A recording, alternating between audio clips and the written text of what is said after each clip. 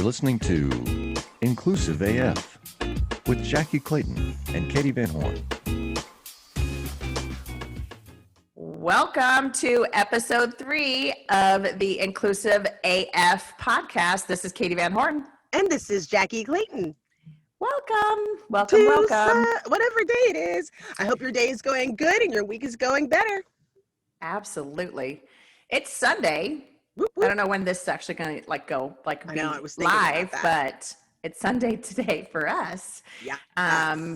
Okay, so today we're going to talk about influence. Yes, influence. And an influencer, if you will, and allies. Okay, I like this. Because I like this a lot. That comes into play. And one of the things that's really interesting is that you hear, when we used to talk about influence, it was always like, you would think about people who have influence in your life, like your teachers or your parents. Mm-hmm. And then now, especially with social media, the word influence has been bastardized to mean something completely different. Absolutely. So you mentioned that you don't consider yourself an influencer. I want you to share why you feel that way, and then we're going to talk about why you're wrong. Thanks. It's fun being friends with Katie. It's so much fun. This will be a great podcast. Well, there's a couple things. One of the things is I feel like influencers do things with that intention of being an influencer, right? Like you feel like, oh, I have to do a show and talk about insert, VPN brand here. Right. With the intention of getting that audience. And I started doing this just to share information. And the validation was just somebody else saying, oh my gosh, that's cool. Look what I found. Look, I can find candidates. I can do this. And so I never really sold a product, right? I've never really sold a product, but then people said, oh, they want to hear what you think about that product. Right. And I never see things like, I don't know if something flies off the shelf. Nothing has ever gone viral. Oh my gosh, iSims ran out of licenses today. That's because of Jackye Clayton. Because of Jackye Clayton. So I always feel like I don't influence anyone. I encourage, I support. So I always feel like I'm not an influencer. Okay. Are you ready for why you're wrong? Sure, Katie. Awesome. No. So my response to you was, yes, you are an influencer. And the example that I would share is, it's something that I actually just heard yesterday from the amazing Trent Shelton, who, if you are not following him on social media, do it immediately. He is a former NFL football player. He actually played for Baylor as well. So Jackie's hometown team. Say that again. What is that? Sick 'em Bears. Bears. I see. Yeah, we sick 'em. All right. I sick 'em. So that's what's happening in Texas. And anyhow, Trent Shelton, he's amazing. Very, very, just every word that he said when I was listening to him yesterday was so awesome and so heartfelt and so authentic. And obviously you guys have heard me say the word authentic about 1,000 times already. And I'll continue to say it because I think it's so important. But he was talking about the fact that, he was hosting a webinar, a talk, whatever it was, and he only had 100 participants. And so he was kind of bummed out and feeling like, oh, I'm not really reaching the amount of people that I would have wanted to, whatever it might be. And 100 might be wrong. It might have been like 10. I don't remember. Whatever the number was, it was not what he wanted. He wanted it to be a larger audience. And one of the participants kind of came to him afterwards and said, I know you were disappointed in the numbers, but please know, I was actually broadcasting that to my school of 1,000 people and sharing that with 1,000 additional people. And I think that's such an important thing to think about, is that you have no idea how much your voice is going to extend. And I think another example of this, and it's one that you and I just recently talked about, is that book, and I'm going to forget the name of it, around like AI and technically wrong. Yes, technically wrong. Great. Technically wrong. Yeah. And I read that book probably 2.5 years ago. I can't even remember when. And I have shared that book with probably about 6 different people, maybe even more, to say, if you are in diversity, equity, and inclusion work, you must read this book. If you are building technology for diversity and inclusion, you must read this book. And I think that's also like the influence that we don't realize we have, is being able to write a book or share a topic or whatever it might be, and you just don't know who's on the receiving end of it. How many people are actually watching? That's right. You don't, and it's hard to do the impact, right? Because there is what we call in this industry, we call it like diversity fatigue, where you're just get tired because it's like, I've said this a million, why isn't anybody listening? And you don't realize that people really, some people are listening, and you won't know some of that turnaround. And that's why I feel like allyship comes into play when somebody has influenced you in your life that may be underrepresented, or people don't know who they are, to be the one to, it might not be a formal allyship, but to make spaces for other people that, like, you share the book. That's like being an ally for that person, or you invite that person into with your friends, and sharing that information is so important so that we can be inclusionary and find other voices. Because Katie, I mean, seriously, we do a lot of research, a lot of reading, a lot of connecting, but we could also just sit in a room for a week and be like, we would have had the answers to all the world's problems. Solved it all. Done. But it's like sitting by my pool with a cocktail in hand. World's problems. We've figured it out. Yeah, all good. 2 days max. Yes, for sure. 2 days. For sure. But I mean, the thing is too, is that because people do get to the point where it's like, this is such a big issue, I don't know if I can do anything. Right. But it's amazing how, so for example, I was working on a job and I had a sourcer that was working with me, a junior sourcer who's been in the industry for like 5 minutes. And what was interesting, he never did anything within diversity. And then he was assigned to do my sourcing. And one day he just came to me because he was so frustrated that there were so many non-diverse people in this certain role, and was just like, why is this happening? And he came to me from a place of genuine concern, because he was able to see that there's not a lot of African American females in supply chain. And he wanted to know why, and where does supply chain come from, and all of these different things. And we had to go all the way back to like the Industrial Revolution for him to understand why this happened. Why does it work like that? And so I was speaking to the CEO of the company, and I said, right now, today, you have like a junior sourcer, but you are going to have a great diversity recruiter on your hands if you keep nurturing this person. So it's influence to that guy. Absolutely. Yeah. No, and I think that's that's in my mind, like the everyday allyship. That's the way I kind of categorize that. I like that. Is, it's when no one's watching, when you aren't on a stage, when you aren't on Twitter with however many followers you have, when you aren't, on a podcast, whatever it might be, how are you actually, what actions are you taking to support people from underrepresented groups? What are you actually doing to make sure that other voices are heard? So this is one I actually heard recently that I have been trying very hard to be thoughtful about.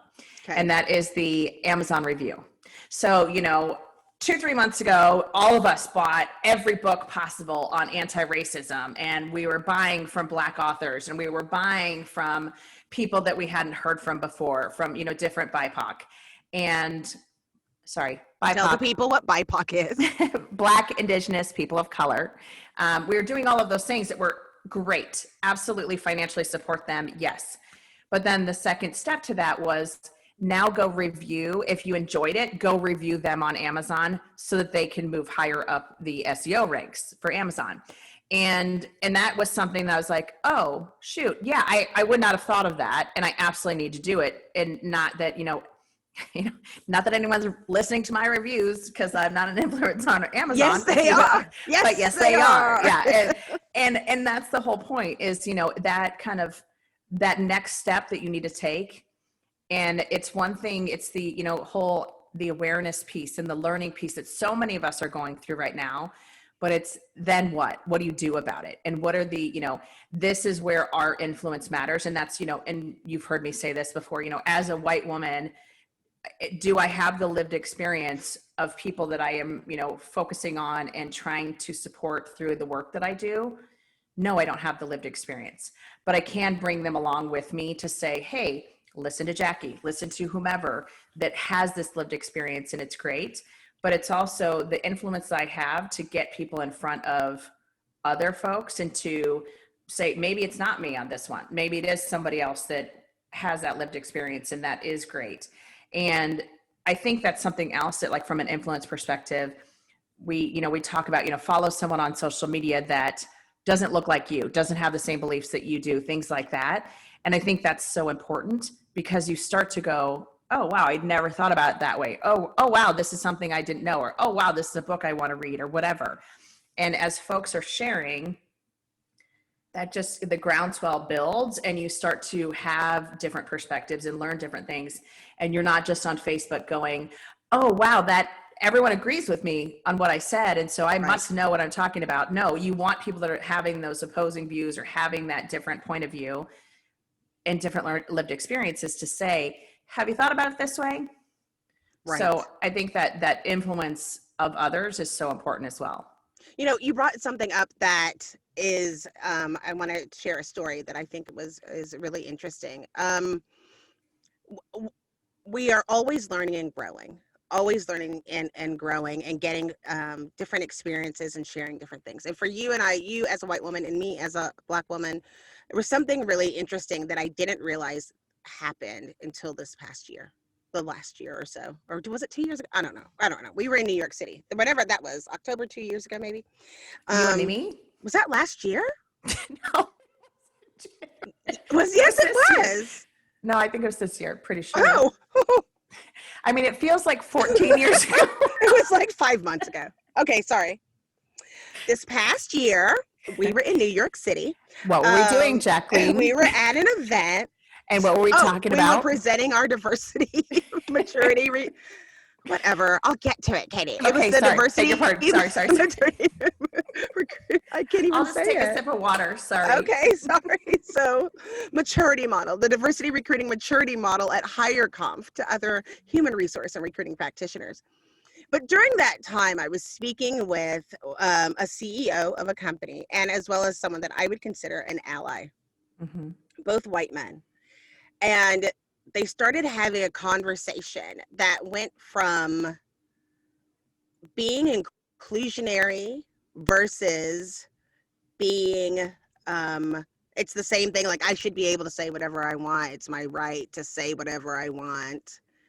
To all of a sudden, it broke left to you're anti-American because you're not supporting the laws of the United States for free speech, which turned in, you're not white enough, you're not patriotic enough. It was like this whole side all conversation. The way left. And I was like, I go, oh my God. I was like, almost started crying just because I was like, what is this? And they said, oh, you've never had that conversation before? I was like, they don't usually let us in those conversations.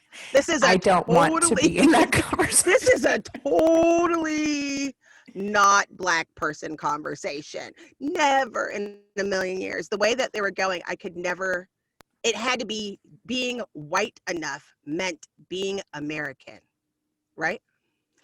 I say that to say it was one person who I considered an ally, like sticking up for the greater good. And then this other person, it didn't matter that I was upset by the language that was going in there. It was like, you shouldn't be upset because it's my right kind of thing, which was like a whole power struggle. And I was like frozen because I was like in shock.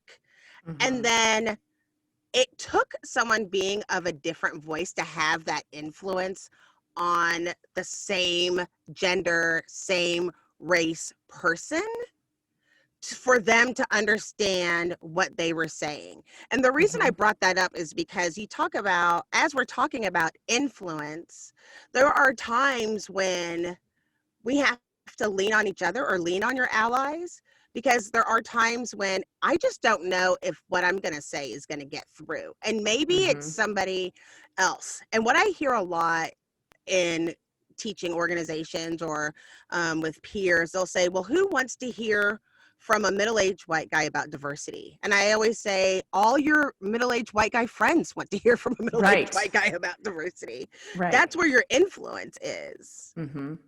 And we don't talk about how much influence. It's like, if you have the majority of the seats at the table, the only way we're going to change it is if middle-aged white guys share the information with other people. There is a need.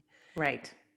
And there are moments when I've been like, Katie, I need you to unravel this, because this is what came out and I don't understand. Or when we have to talk to other groups, other underrepresented groups, to make sure that we're saying the right things. It's important for people to know that we all get hung up and we're afraid of saying something wrong. The difference, I think, is that we'll say it and then ask if we're saying it wrong, and then we'll fix it. We're not afraid to have difficult conversations. But I just thought it was fascinating that so many middle-aged white men will say, no one wants to hear from me about diversity, when they don't realize that is, regardless of what's going on in the news or how we're managing it, that still is where the power lies and where the influence lies. Power. That's actually what what you just said right there is spot on. I think the power dynamic and the power struggle, whatever it might be that and let's be clear, 99% of the entire conversation around white supremacy and around power is driving so much of the angst and issues that we currently have in the United States. In my opinion, it's a power piece where the dominant group who has held the power for so long is losing some of that power, and they're afraid. And so they're fighting it. And we get that. But it's also God, how cool would it be if we had a sharing of power, and how amazing, like, if you think about the United States and think about the fact that, we're the melting pot and all of these wonderful things where all these different people and countries have come here, moved here, and it's the American dream and all those things. I like to call it the tossed salad, but as you were. That's a different podcast. So that, I think it is like what we could give and what we could get from actually like sharing power and giving people who haven't had power in the past power. I think that changes the entire dynamic in a great way, but people are afraid of the unknown. They're afraid of change. They're afraid of all of these things. And to your point, you do have that Eurocentric idea of the way things should be, that white is right. Yes. And that is such an unfortunate thing that that's what we've bred in the United States from day one. And it's wrong. And so how do we think about it differently, and how do we, sure, you can say whatever you want to say because of the Constitution. Sure, you bet. Free speech all day long. Great. But is what you're saying actually helping or hurting? Right. And to your point, from a power perspective, you shouldn't have to be the one every time to say something. And I know so many people who are that marginalized person, or are from that underrepresented group, or are the only, that you're like, oh my God, do I always have to be the one? Do I always have to be the one that raises my hand? Or is it's that whole angry Black woman, or whatever, or, spicy Latina, or whatever you want to call it, all of these different things. And it shouldn't be that way. It should be, I, as a white woman, fighting for and speaking up and saying things that aren't right, period. Right. Done. Sentence is done. Not, I'm doing this because I think I want to get, because I get something out of it or anything like that. This is the right thing to do. And this is what we should be driving in this country. I don't know agree if with that made you. any sense. I just kind A of little bit. I liked it. Okay. I was there. But I'm about to say something that's about to blow your mind. And we Let's have to hear add it. this link. Girl. There is a video that's called Okay. Music Theory and White Supremacy. Okay. So if you've ever, so people who don't know, and this is like, I don't even know if this podcast will ever get made. So I was a classical violinist. My son plays the cello. My daughter plays electric acoustic guitar, the banjo. Todd doesn't play anything, but he's fun. So We keep him around anyhow. so what they were talking about is they teach music theory, and that's when you learn about the notes and the rests and what is supposed to be there. But all of the basis of music theory is based on 4 like German European people from the 18th century.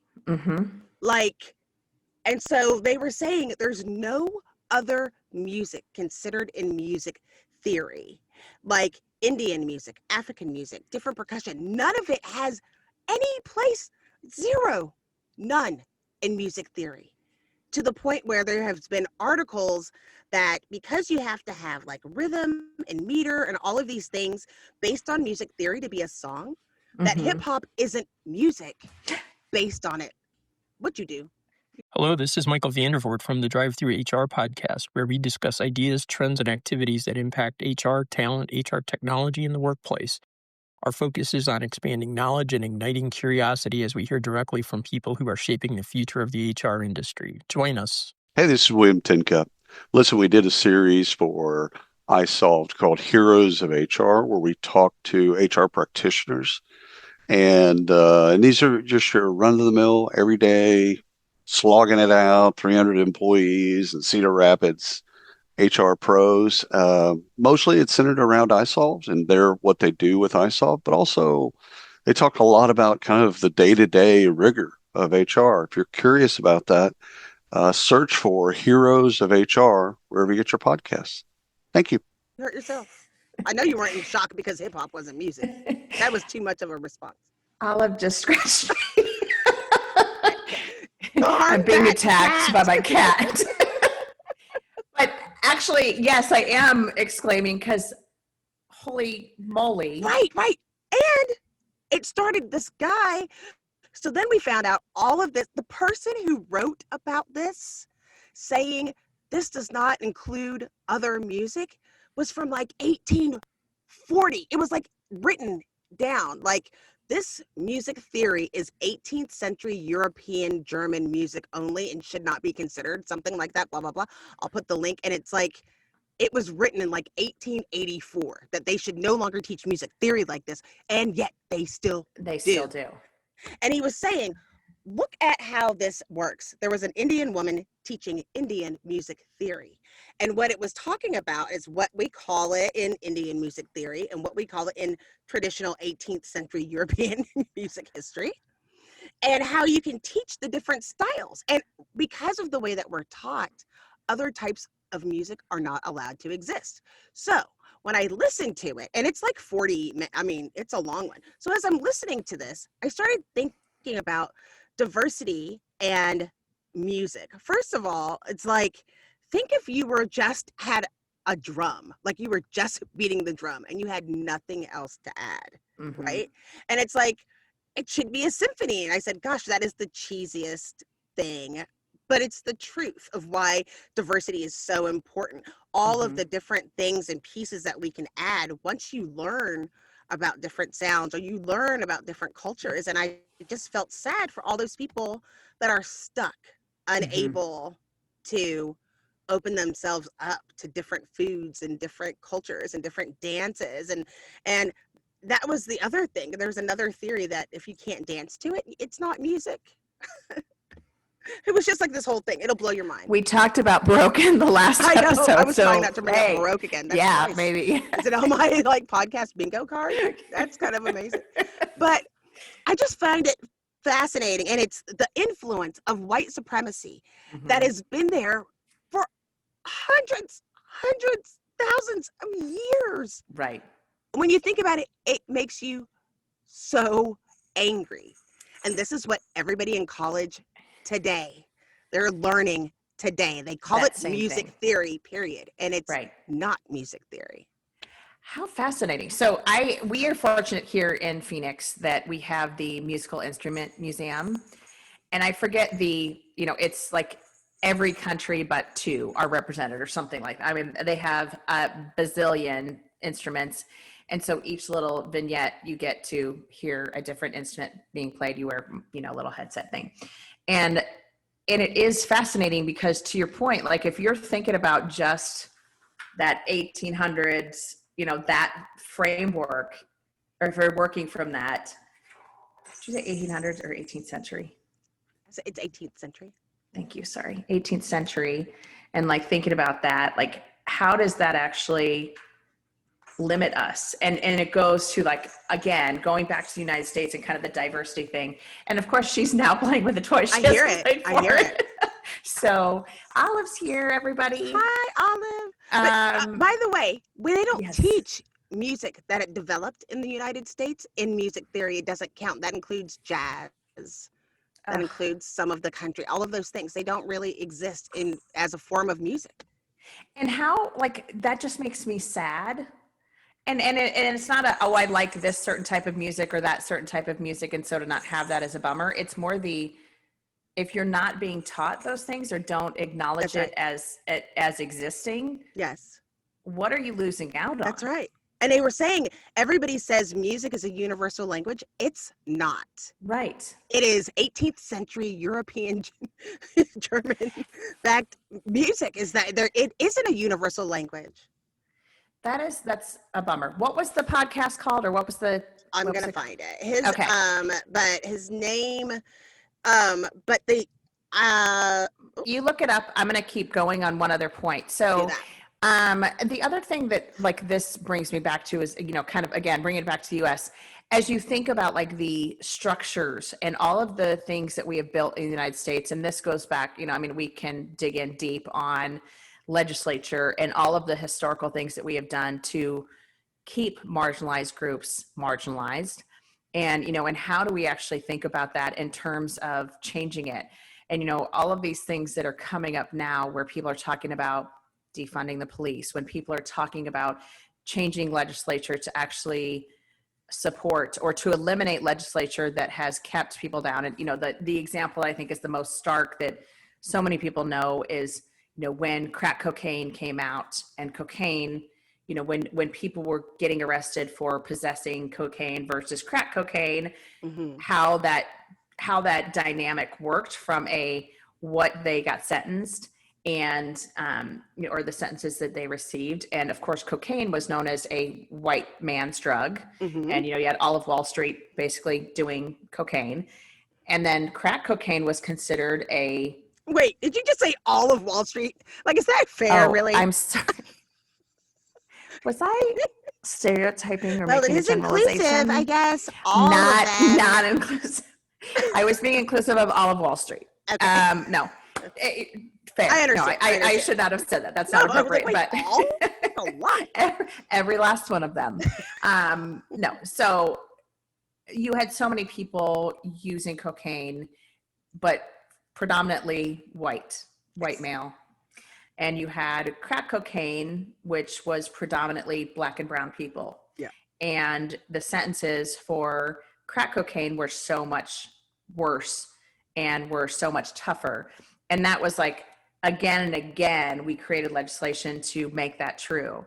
And then we privatized prisons, and, we can go into that in another episode, but going back to like, how do we think about this from an ally perspective?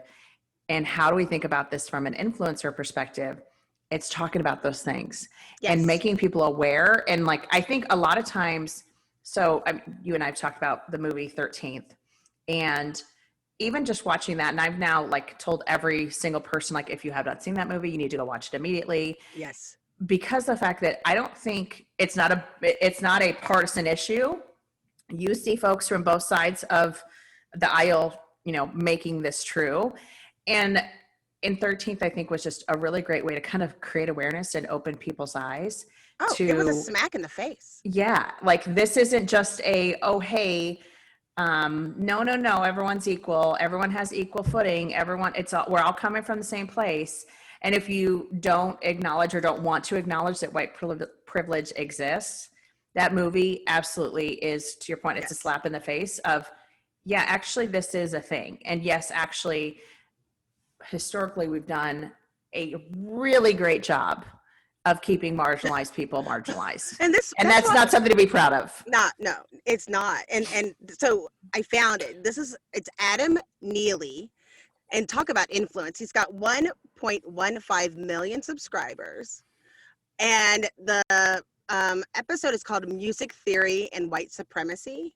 And he says music theory is kind of racist. And I don't know why that made me laugh, because he's like, yeah, it's kind of racist. Just to be clear. And when you listen to it, he talks about the white racial frame of music theory, different perspectives, and he goes into how music isn't universal, and it doesn't have women's voices, and it doesn't have all of these different groups.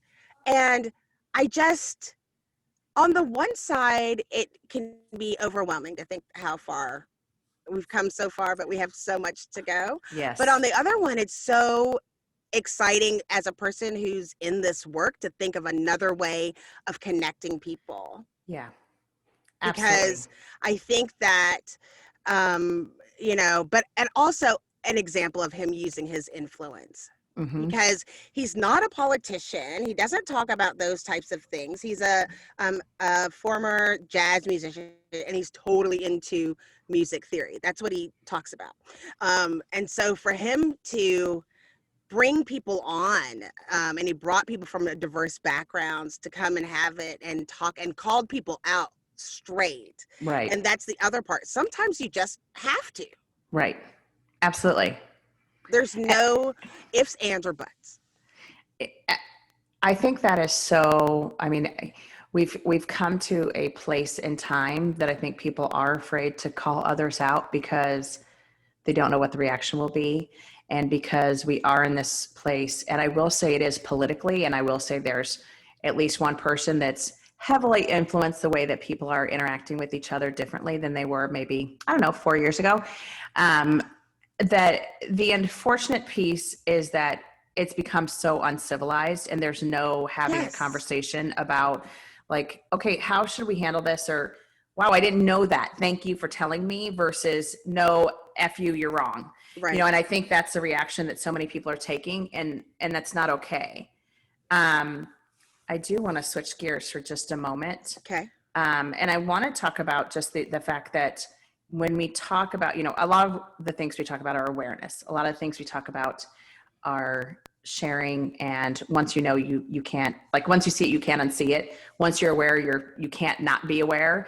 And I think one of the things that stuck out for me in the debate last week, which we all, I'm, sorry to say, we're all exposed to in one way or another.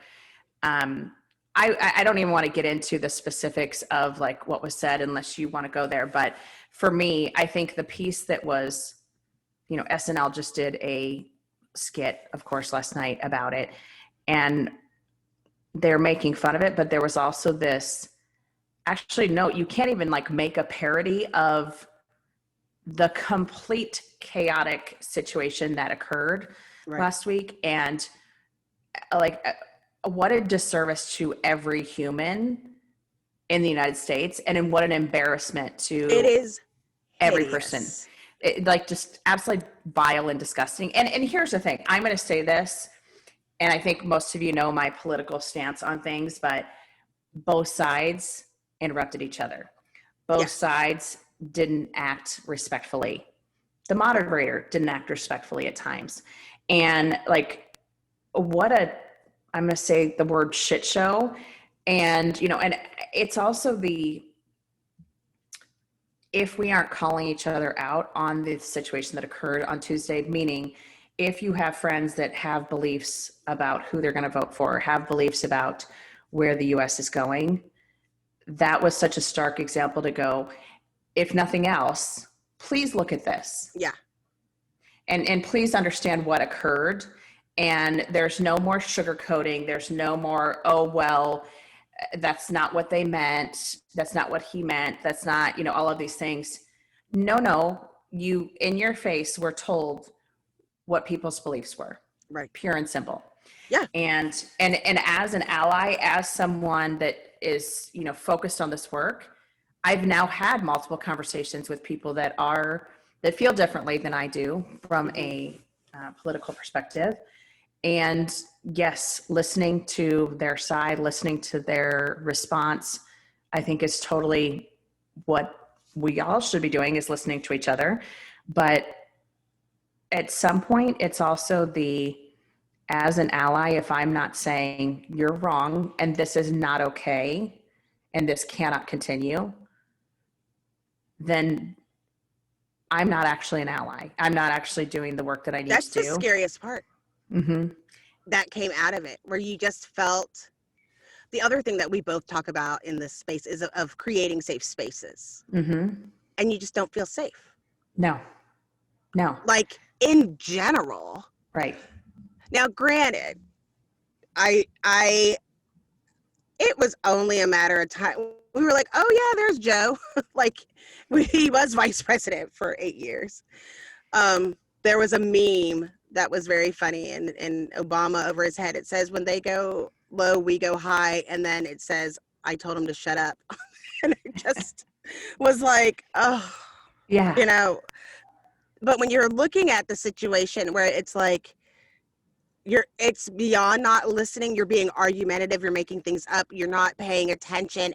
And when asked if you, basically, this is paraphrasing, I know what they said, this is what I heard.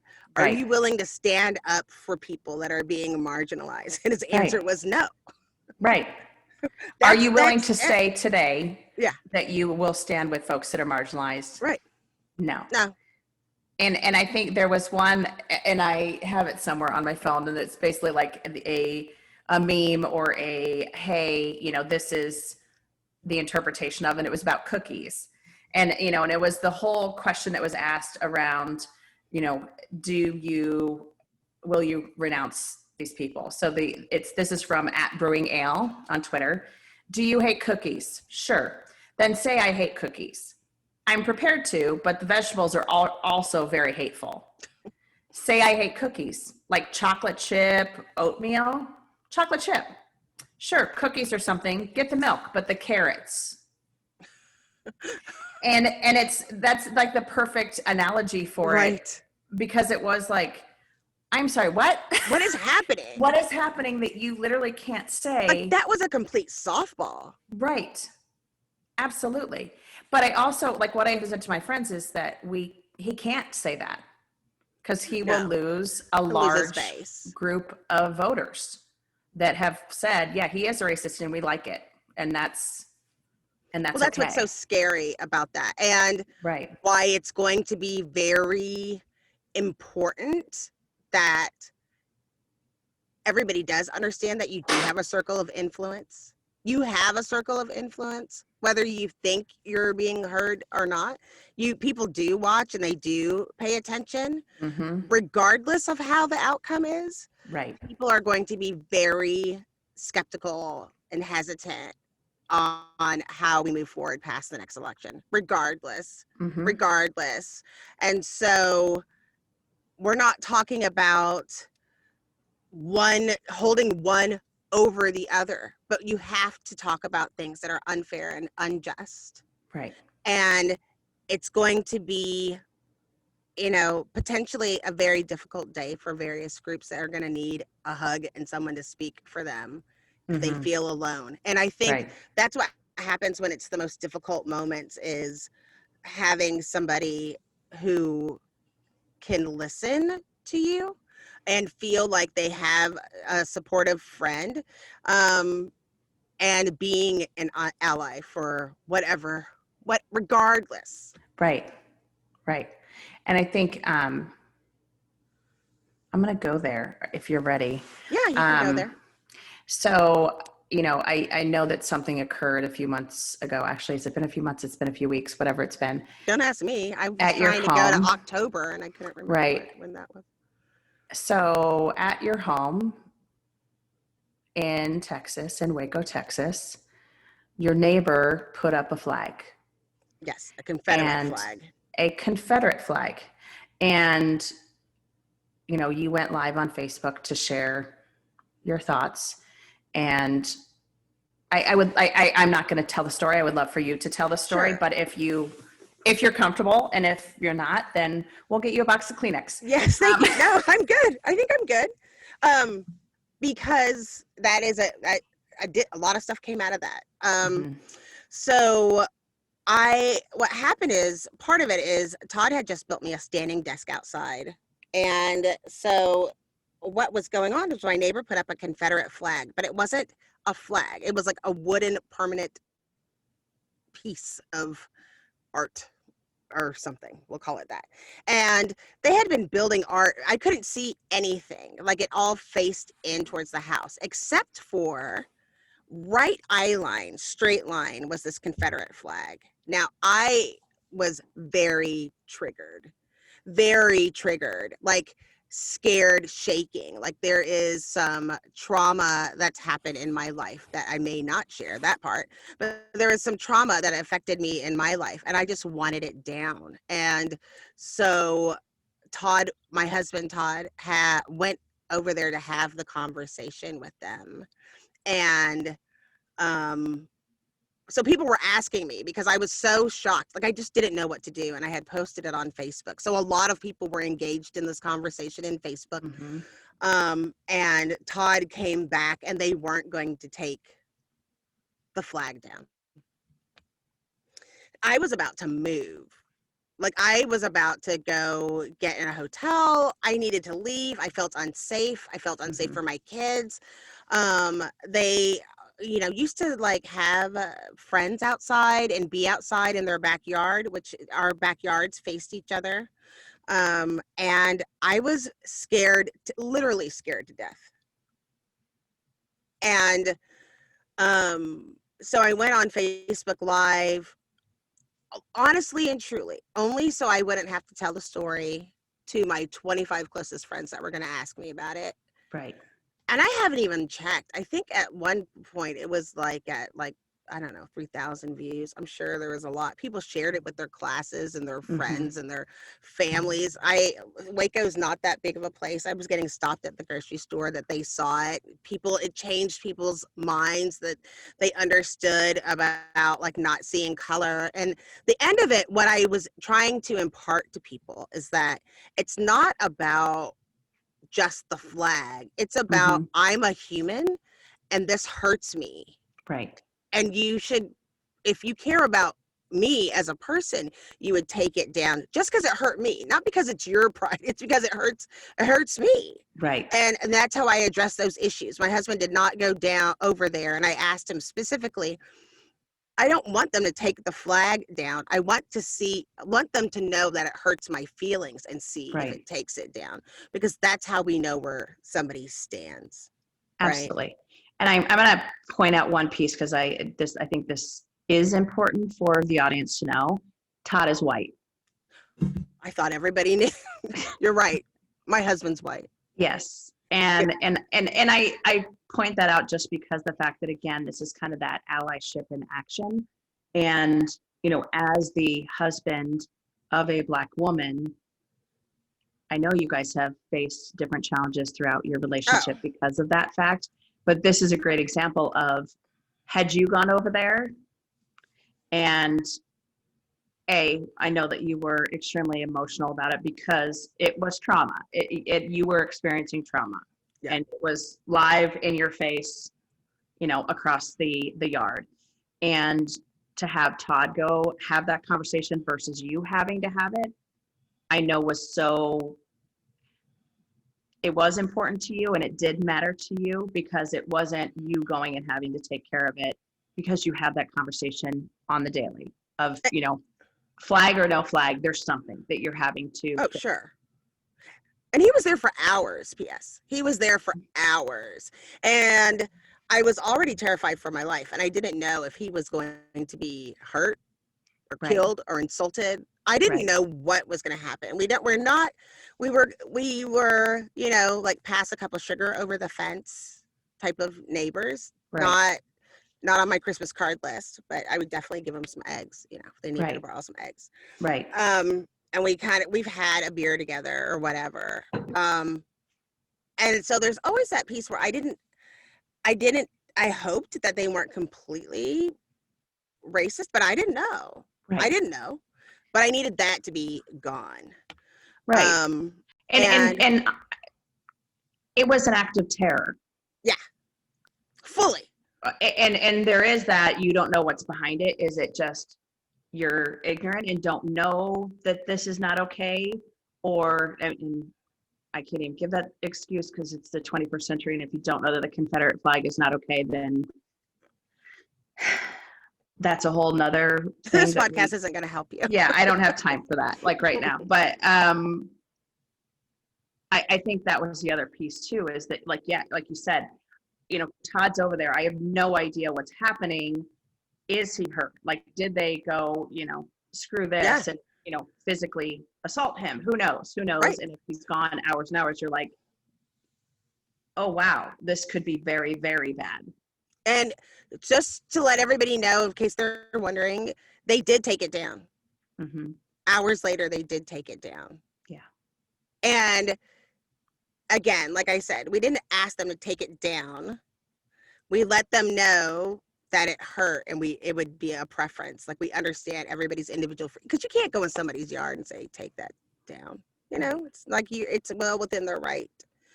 And I think that goes back to what we were talking about earlier too. Like, there's things that people just try to act like, well, it's my right to do this or whatever. It's like, you're hurting people.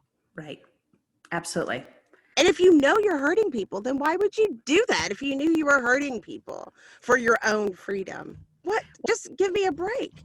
And that's the one that I get so triggered by, is when I'm talking to people and they're like, oh, well, that joke, I was just trying to be silly. And you're like, but you're hurting humans, like another human. And what you're saying is hurtful. It's not funny. It's not okay. It's not, oh, I'm being silly, or this is just who I am, or, oh, that's just Bob and that's how Bob is. No offense to any Bobs out there. I'm sure you're all lovely. Right. But like, that's the part that always like gets to me, is also at what point is a joke that belittles or hurts other people funny?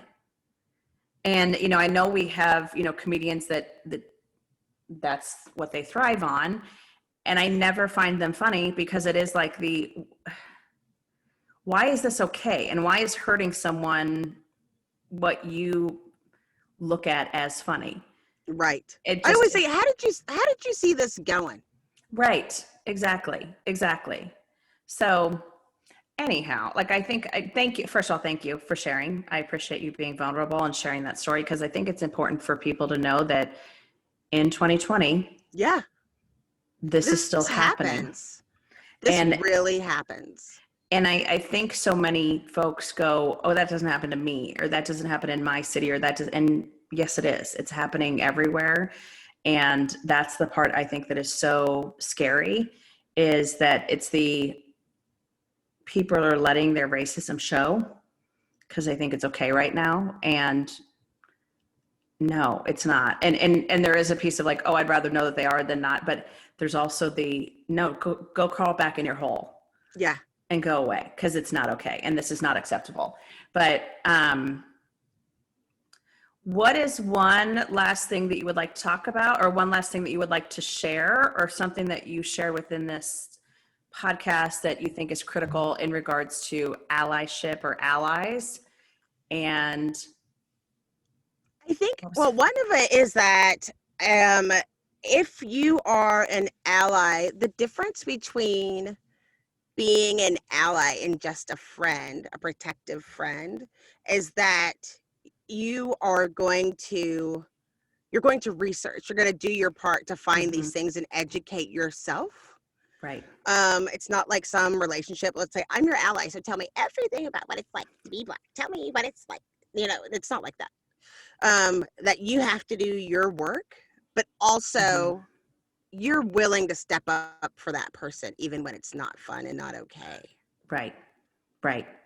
And it's not, standing up for them and being their voice. It's standing beside them or Right. behind them, standing at their shoulder. It's your voice. Yeah. And that's where the influence is, because it's your voice. Mhm. It's not, don't be mean to Jackye. It's, this is what the way it is. This is not okay. And this is not okay. Right. So I think that's important. And then in speaking back to the influence, is understand that you have influence. And when I told that story on Facebook, all I was trying to do was let people know that Todd didn't get beat up. That's all I was trying to do. Todd is okay, everybody. Cried and was emotional. And I don't know. I didn't think anybody was going to watch it because it was like an hour or something. Well, they did. And so I'm glad you brought that up. I didn't even think about that influenced a lot of people, and you don't realize how much influence that you have, but as much as opportunity as you have to speak your truth and be able to help guide people and examples of how you're navigating all this crazy chaos, when you feel comfortable to share, right? Because sometimes you're the only voice that somebody could hear. Yes, agreed. And I think, from, on both these topics, I know that you're not supposed to label yourself as an ally. And I agree with that wholeheartedly. It's what action are you actually taking to be an ally? So it's no longer okay just to, one of the folks that we admire and listen to quite a bit is Karen Catlin, who wrote Better Allies. And, and she commented a few weeks ago that someone had actually put on their LinkedIn profile that they were an ally, like that was part of their title or whatever. And that just seemed odd. And it is odd, to say, oh, I'm an ally. And I will say, I am someone who will stand at your shoulder. I am someone that will speak up for you. I am someone that will find the platform for you to speak for yourself. And that's kind of the way I look at it. And so none of us is a perfect ally, but the actions that you take are what actually matters. And from an influencer perspective, you never know who's listening and how impactful that can be. And so, that can be anything from hey, I'm at a party and someone tells a joke that is not okay. Someone, says something that is demeaning to another group of individuals. That's when allyship and that's when influence matters. And not to pick a fight, but just say, hey, what do you mean by that? I don't get the joke. Right. And kind of letting them know, and not in a defensive or in a attacking way, but just pausing and forcing them to pause as well. Why would you say that? That's not okay. So yeah. So I want to ask you, because we just shared some, kind of a deep thoughts by Jackye Clayton. What was one thing this week that was amazing? So I started a new job this week. And that was really amazing. Lord. That was pretty amazing. But I think one thing that was amazing was I listened to a podcast on diversity advocates that we were talking about from the Forest Center. And I just felt really, really blessed and excited to have a resource of tools. This particular one, I was about the law and diversity recruiting, and it is the best thing. Everybody on the planet should listen to that. But that was really great. And I had tacos this week. Oh, that is always street tacos. I love that. I was oh yeah, those other two are great, but tacos. Yeah, and tacos. And tacos, mostly that. It's lunchtime. Yeah. Oh, for sure. What about you? What's something great that happened this week? I signed a new client, and which was awesome.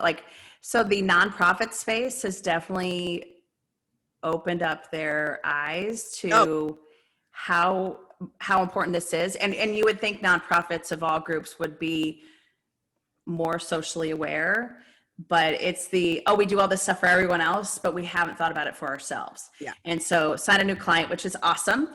And I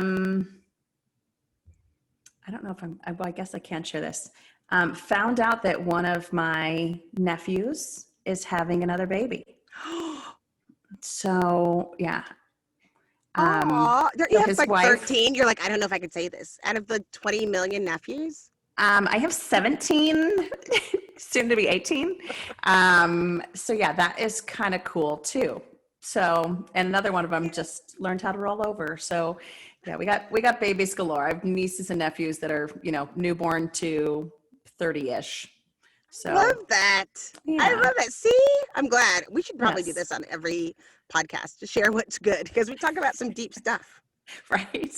Absolutely. So to wrap it up, thank you so much for listening and for joining us. And if you liked what you heard, please do sign up and follow us on YouTube and subscribe to listen and to get updates as they come out. But we will put the resources that we talked about in our show notes. And thank you for listening. Thanks, guys. Thanks for stopping by. And we'll get together again soon. Absolutely. Bye-bye.